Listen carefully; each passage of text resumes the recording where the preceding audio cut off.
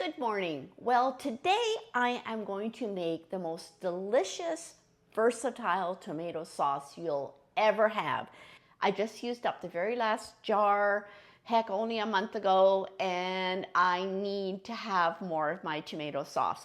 So the key to this one is roasting the tomatoes. So I'm going to go outside and get picking, and we're going to go through the process. It's very simple, slightly time consuming, but definitely worth it in the end. So here we are, we're back from our holidays. We were gone for 1 week and there is so many tomatoes. So today I am going to pick all the nice ripe ones. That's the key to making the beautiful roasted tomatoes that's the base of the sauce. Well, here I am out of the garden and I got a few tomatoes and a bit of dirt on me. But anyway, I'm going to get busy. So I'm just going to get these all washed and I'll get my trays out and I'm going to show you how I start getting these tomatoes ready to roast. Meanwhile, I'm going to put my oven on 425. Before I go any further, I just grabbed this little tray of cherry tomatoes out of my freezer, as you can hear, frozen solid. So what I do with these is I wash them off, freeze them, and then I just put them in a bag and I keep collecting them. So you can do a few at a time. There we are. And then I make the most delicious Italian pasta dish all winter long. The reason I'm saying that is I just picked another whole tray of cherry tomatoes. So I'm gonna go pop these in the freezer. There's nothing to do with them, just let them freeze, put them in a bag and label them. I will attach a short video on the absolute best Italian pasta dish and I'll put that at the end for you. Okay, so I've washed all these tomatoes. Have you ever seen so many beautiful colored heritage tomatoes? Anyways, I use all my these pottery trays because they're the best for roasting. And I have them all out here. I have 3 big ones and a smaller one, so I'm going to fill all those. So all you're going to do is put a good dollop of oil on here. And then I'm just going to cut up the tomatoes and take out any bad spots. So I'm just going to cut the core out like that. And if there was any bad spots, so here's a little bit here in the bottom. It's not a bad spot, it's just the way these tomatoes grow. And then I'm going to cut it, probably this one just into quarters. And I'm going to face them down. And as I do that, I kind of rub some of the oil onto the skin of the tomato because they kind of blister, which I did take the blistered skins off and dehydrated them and made like a tomato powder, which was kind of interesting. I am just going to work at filling this tray. Look at that. That's a Dr. Witchy's yellow. I love these big ones too. So here, I'll just do one more here. So make sure you've got it down pack what you do. There we are. Let's take that core out.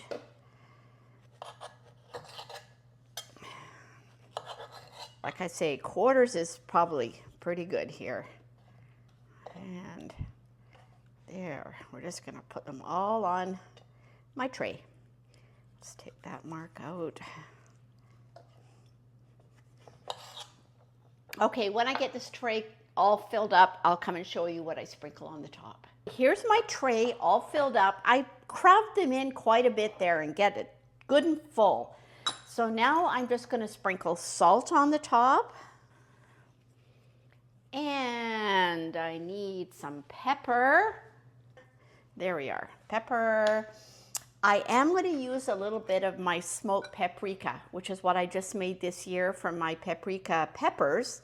My husband smoked them for me on our smoker and then I dehydrated them and then put them in the blender and oh my God, they're so good. It's delicious on everything. I'll put a sprinkle of that and then I'm going to put a sprinkle of garlic powder on here. Now you could use fresh garlic because I am going to put it in the blender anyway, but I just find that this is just organic garlic powder, and that way the flavor of the garlic gets totally into the tomatoes. Oregano, which is all my stuff that I dehydrated. And then I'm going to put them in the oven for half an hour. So, and I do have a bit of dried basil left, so let me do a little bit of that as well. I make a big mess when I'm cooking anything, but whatever. It's all part of the fun. So there's my tray all ready to go in. Look at that.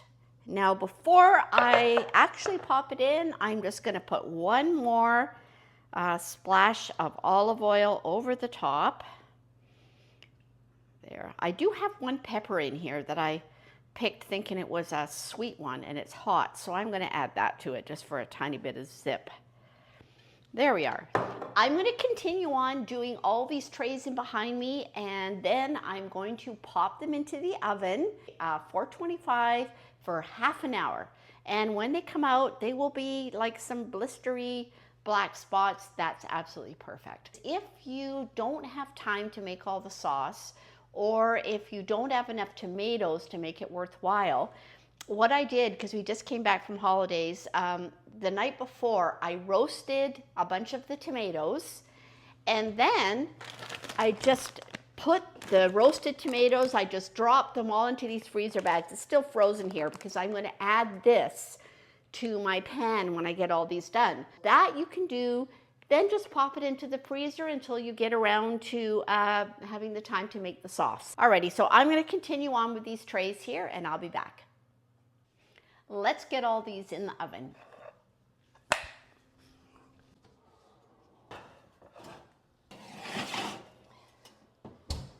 There we go, half an hour. I'll be back.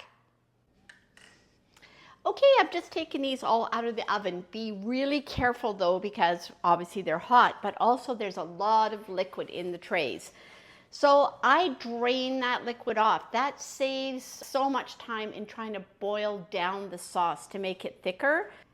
If you can see all that liquid that's in there, and I'm just going to carefully try to drain that down the sink without having my whole tray of tomatoes fall down the sink. So once I've got that done, I am going to run it through the blender before I add it to my pot. Okay, there's lots of options with this sauce. I find that I like to take some of the skins off. And the skins, mind you, it's hot right now, but when they cool off, the skins will often just lift right up like so. And you can take some off. Now, if you're going to put it in the blender like I'm going to do, maybe you don't mind the skins. You can just run them through the blender at a pretty high speed, and then the skins are no worry anyways. I got most of the skins off because actually as they cooled off, it was easier just to pull them off. So there's no need to let it boil down for a long time. So that part of this whole process is simple because you don't need to boil it down to get rid of the liquid. You've already done that when you roasted them. I am going to let this cook for a minute, and then we'll come back and we're going to get it into jars. There's my pile of tomato skins that I'm going to put onto my dehydrator trays. And I am following my Ball home preserving book just to double check my amounts of things. But the one thing about making this kind of sauce is you can add whatever herbs you like.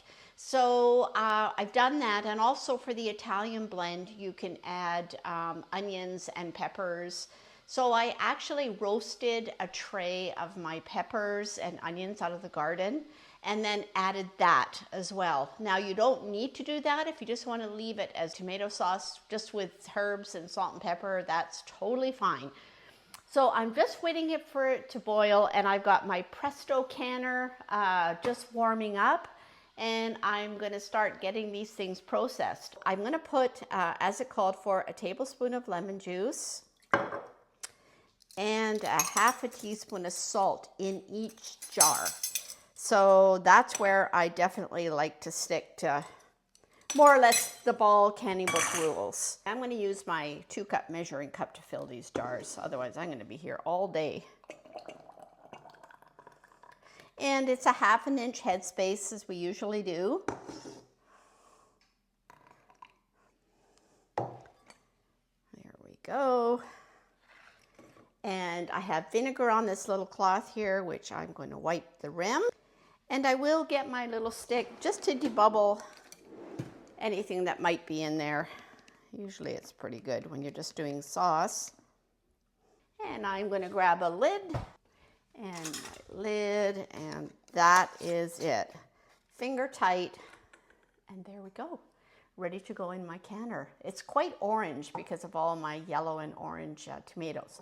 So I'm going to keep going, get my canner filled up here, and I'll just show you the end result when I have them all out of my canner on the counter. Well, there we have 21 jars of my really delicious tomato sauce. Can be used for spaghetti sauce, whichever you like.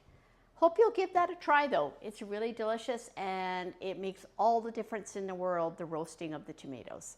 So hope you have a great day. West Coast Grandma is signing out.